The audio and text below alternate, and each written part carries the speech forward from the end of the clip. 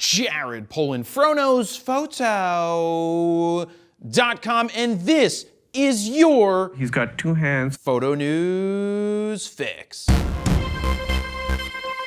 This fix is brought to you by Printique, formerly AdoramaPix. Printique wants to help you give the gift of photography by offering you 2 free prints up to 16 by 24 inches of the same file. Yes, 2 free prints. 1 for you and 1 for a friend, or 2 for your friends, or even 2 just for you. All you need to do is head on over to Printique.com and use the code 2FREE at checkout, pay $5 for flat shipping, and bam, you've got the gift of photography. As a heads up, they will only be giving away a total of 2,020 prints. So if you want your 2 free prints, head on over to Printique.com right after the fix. Don't go there now. This week was super insane with photo news, and I will do my best to fill you in as much as possible, starting with Nikon. Nikon launched 2 new Z-mount lenses for their Z system. First, let's start off with the 24 to 200mm f4 to 6.3 VR. This lens is designed for the Z6 and Z7, though it would pair fairly well with the Z50.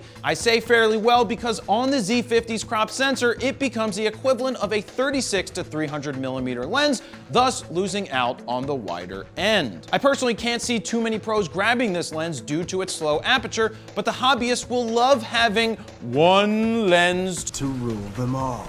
Then again, at $900, it might be a tough pill to swallow for a Z50 owner. Swallow it. The second lens announced is the 20mm f1.8s, which I can't see too many people needing or even wanting. Nikon already offers a 24 1.8, so I don't see much need for another prime that's only a few millimeters wider. Now, I'm sure it's a super solid lens for nature and astro, but I can't see this being a top seller at $1,050. Come on, Nikon, give us the more versatile lenses first before getting into specialty offerings. Next up, Nikon quietly, and I mean quietly because they didn't even give us a warning, officially announced their flagship D6. After I go over the specs, you will realize why they tried to bury this announcement like the White House tries to bury news on a Sunday night before a Monday holiday, as if we will somehow miss it. Wrong. The D6 sports an all-new, scared. I mean, what we think is the same 20.8 megapixel sensor as the D5. The rumor sites mentioned that the D6 would have IBIS, and guess what?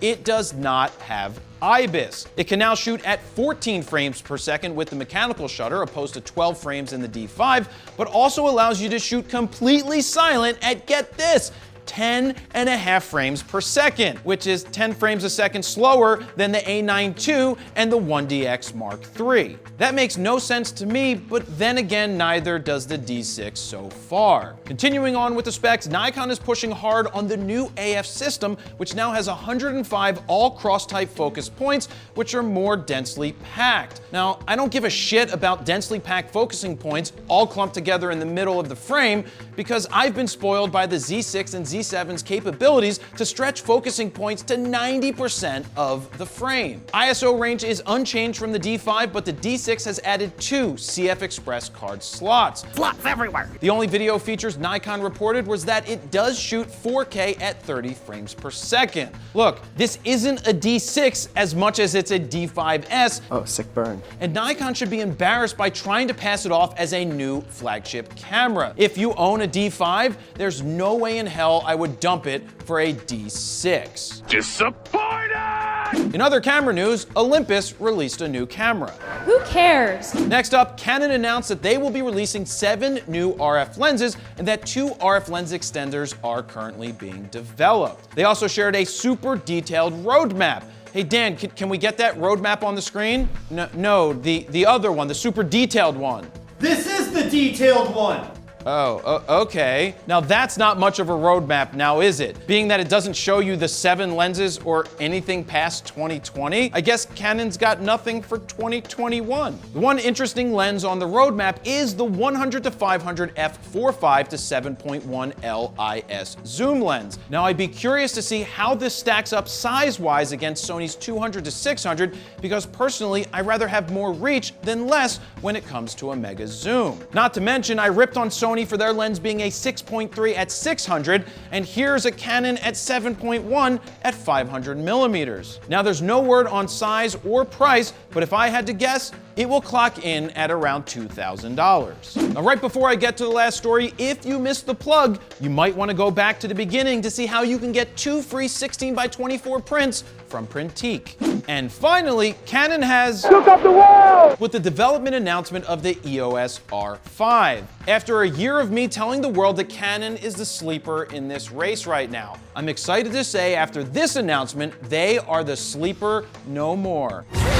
Now keep in mind, this is just a development announcement, so we don't have all of the specs, but what we have officially from Canon in combination with the pretty spot-on leaks from Canon rumors, we have a pretty good picture of what this camera will be. The R5 will have a newly developed full-frame CMOS sensor along with a new image processor. The rumor is that this sensor will be 45 megapixels, which would be insane considering that Canon says it will shoot at 12 frames per second with the mechanical shutter and a whopping 20 frames per second silently. Take that, Nikon D6.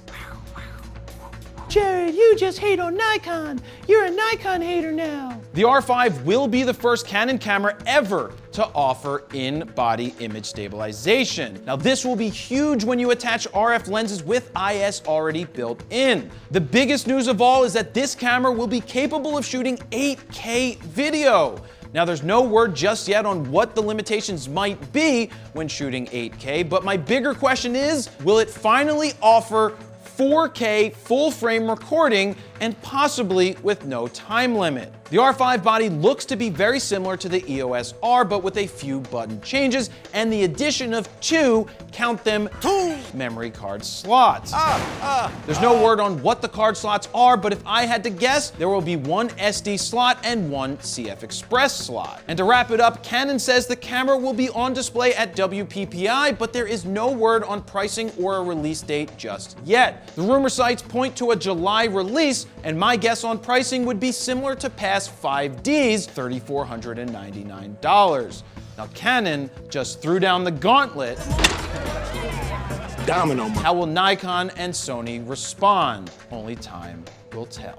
And there you have it. That's your photo news fix this time around. To check out the last fix, go ahead and click on the screen right here. Don't forget to like, share, comment, and subscribe. And that is where I'll leave it. Jared Polin, FroKnowsPhoto.com. See ya.